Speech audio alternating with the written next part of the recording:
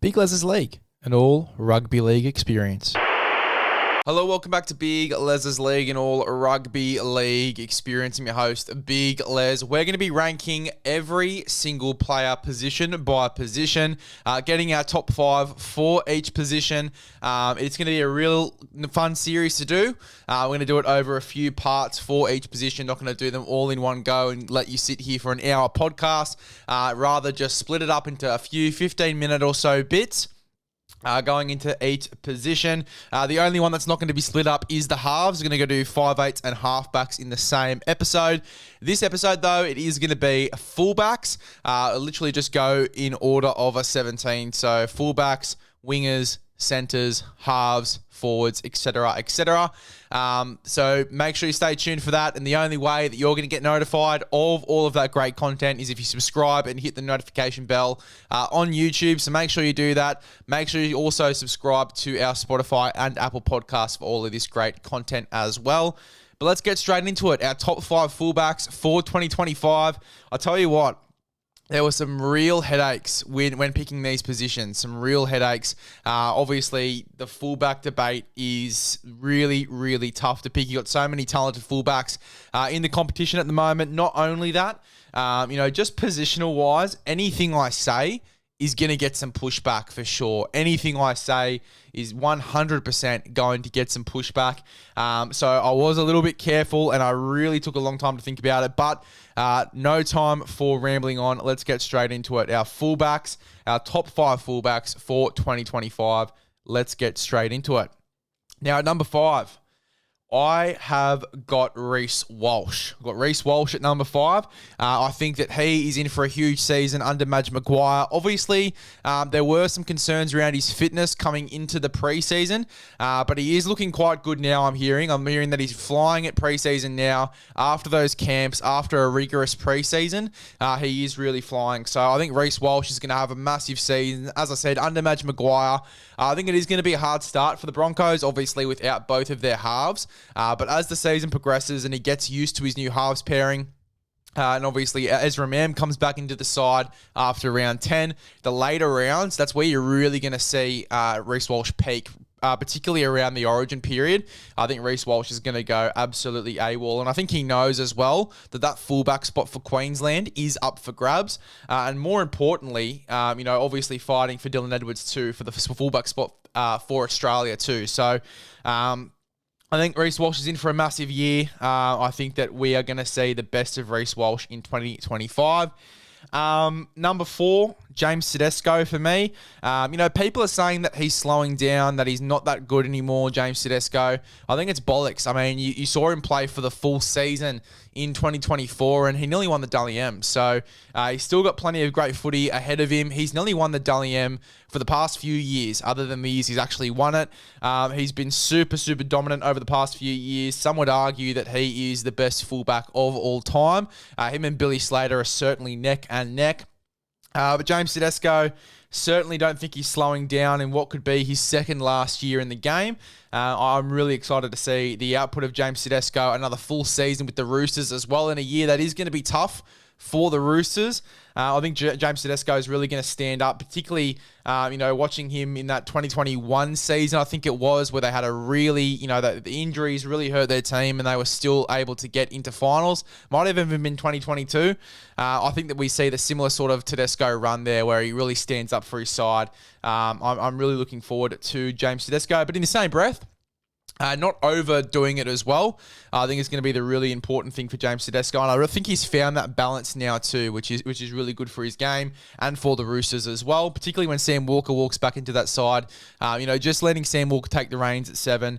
I'm really looking forward to James Tedesco, a balanced James Tedesco, but at the same time, knowing that he needs to go to another level there for his footy side, missing a few players at the start of the season. Latrell Mitchell is at number 3. I think that he's in for a huge year under Wayne Bennett. I think that Latrell Mitchell, obviously looking very trim, looking very fit coming into this season. He's only played, I think it's 30, 40 games. It might even be less than that for South Sydney since signing with the club back in 2022. We want to see Latrell Mitchell go to that next level. We want to see Latrell Mitchell play a solid 27 games for South Sydney. No injuries, no suspensions.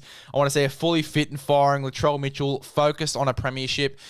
You could have argued that in that 2021 season, so it was 2021 he signed with the Rabbitohs, sorry, but you could have argued in that 2021 season that South Sydney could have won the premiership there with Latrell Mitchell. Obviously, injury, suspension, ruled him out of that.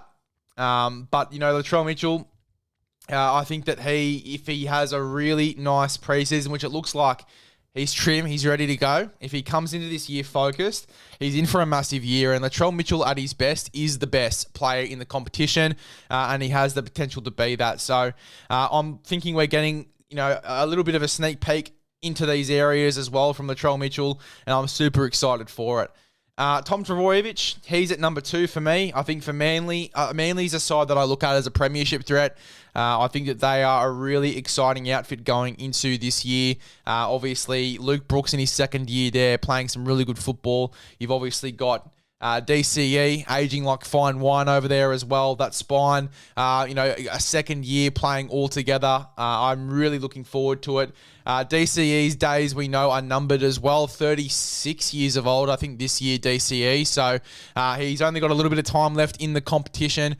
I think that DCE is going to be pushing for a premiership this year, and I think that Tom Trbojevic, if fully fit for all 27 rounds, bar obviously if he gets selected in Origin, I think that the Manly Sea Eagles can certainly push for a premiership, and I think that they will be going toe-to-toe with a lot of those top teams that are favourites for the premiership: Melbourne, Penrith, Sharkies, in my opinion, and then the Manly Sea Eagles. I think that they will be right up there in that top 4. And then finally, number 1, Dylan Edwards. I think that he is going to have another huge year for the Penrith Panthers. Whether it be a premiership year for them or not, I think that they're still going to be very dominant in this competition. I think that they're going to be in the top 8 for sure. Dylan Edwards is going to be a big part of that. Obviously Isaiah Yeo, Nathan Cleary, Mitch Kenny. There's a lot of contributors in this side to their success over the past few years. Nathan Cleary, obviously a key one. Isaiah Yeo, a key one as well. But so is Dylan Edwards. He's an absolute weapon. He is a monster with the stats. His work rate is just the best out of a lot of the other fullbacks in the competition, and I feel like we're going to see a very similar year for Dylan Edwards. He's going to have a really strong year, averaging that 200, 250 metres a game. He's going to play really well in Origin. Second year in Origin as well is going to be really exciting for Dylan Edwards, and I'm looking forward to seeing how he goes this year. Another year for Australia as well, in my opinion. I think that he's obviously the lock for that position there for both New South Wales and Australia. I wouldn't be changing that anytime soon. Dylan Edwards, he is the number 1 fullback for me in the competition going into 2025. Honourable mentions, you've obviously got KP, who's missed this list. I think that Reece Walsh, KP, they're going to be toe-to-toe. I just feel like, and I know that I got a little bit of pushback on the podcast when I was talking about, the Newcastle Knights and KP could hurt his football. Wasn't going to go near him for Supercoach. I think it will. I think that the Newcastle Knights, losing a lot of key experience in this side, confidence and morale is going to be a little bit down at the club. In my opinion, they don't know who their halves are going to be. There's a lot of noise around KP and what he's going to do with his player option as well. I think that KP, his football is going to suffer a little bit. I still think he's going to be up there with some of the best fullbacks, and he's going to play good football throughout the year. I just have a feeling that Reece Walsh under Madge, Latrell Mitchell under Wayne Bennett, Tedesco, full year at the Roosters, Turbo, and obviously Dylan Edwards. I think they're better, to be honest, going into this year. And look, it is close. It's very close. He could have been at 5th. He could have been at 4th. But I do rate Tedesco above KP going into this year, and Reece Walsh, just with all of the noise around Reece Walsh and his fitness, I feel like he's going to come out and prove haters wrong, and he's going to have a huge season. So KP probably sits at 6. He's very, very close to these other guys. Scott Drinkwater as well. You have to give him an honourable mention as well. He is one of the better, that sort of hybrid 5'8" fullback sort of role fullbacks in the competition. I think that he is in for a big year at the Cowboys. If the Cowboys are to push for finals again this year, he's going to be a massive, massive part of that, Scott Drinkwater. So Looking forward to seeing how he goes this year. A bit of pressure on Scotty Drinkwater, I think, as well. You know, Chad with a bunch of experience leaving the side. Kyle Felt leaving the side.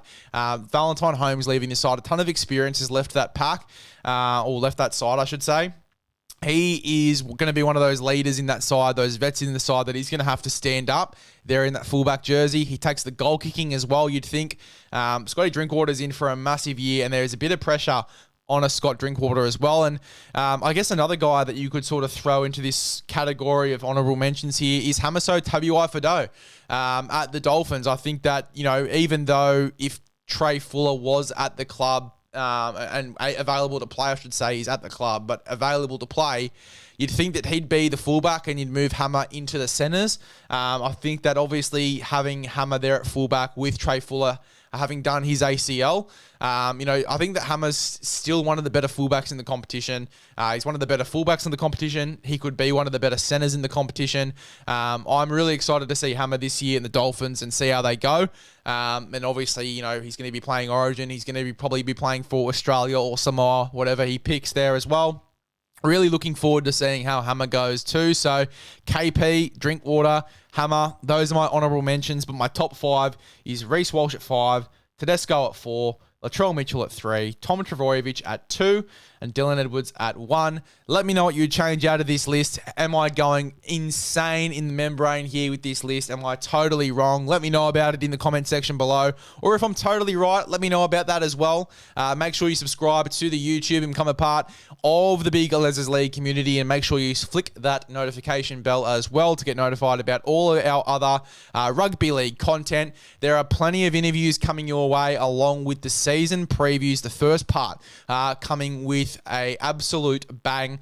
Couldn't start the first part off any better in my opinion. I've got a great guest coming and I won't reveal who it is just yet, but you'll love it. So make sure you hit that notification bell and obviously stay tuned for all that great content. Subscribe to our Spotify and Apple podcasts, and we'll see you guys in the next one.